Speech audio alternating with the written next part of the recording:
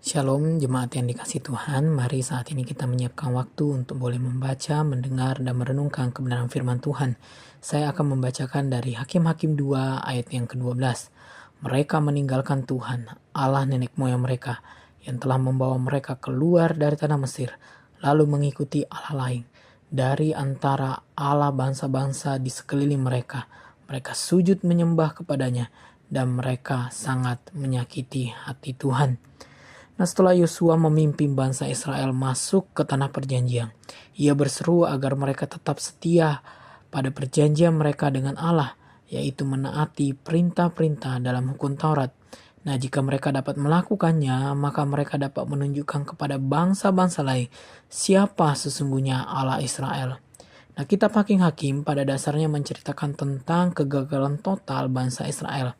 Nama kitab ini diambil dari model pemimpin bangsa Israel pada masa itu sebelum memiliki raja, di mana suku-suku Israel dipimpin oleh hakim-hakim.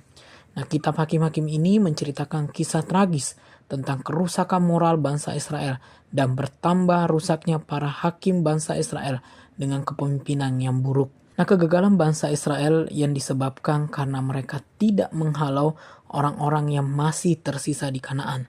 Mengapa? Nah, tujuannya agar bangsa Israel ini terhindar dari kerusakan dan cara-cara orang di Kanaan karena mereka akan menyembah dewa-dewi orang Kanaan. Dan dosa itu dimulai ketika mereka mulai toleransi dengannya.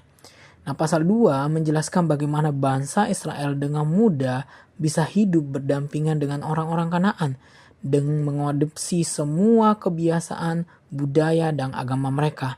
Nah, puncaknya Hakim-Hakim 2 ayat 12 dikatakan mereka meninggalkan Tuhan, Allah nenek moyang mereka. Dan apa yang mereka lakukan sungguh menyakiti hati Tuhan. Saudara, meninggalkan Allah berarti melupakan kasih karunia-Nya. Israel melupakan Allah yang sudah membebaskan mereka dari Mesir. Mereka lupa akan karya Tuhan, seringkali menjadi awal dari kemurtatan. Begitu kita berhenti mengingat kebaikan Tuhan, kita mulai mencari pengganti yang semu. Yang kedua, daya tarik dunia memang seringkali lebih menggoda daripada kesetiaan. Nah, Israel dengan ilah-ilah bangsa di sekitarnya kelihatannya lebih nyata dan memberi kesenangan instan.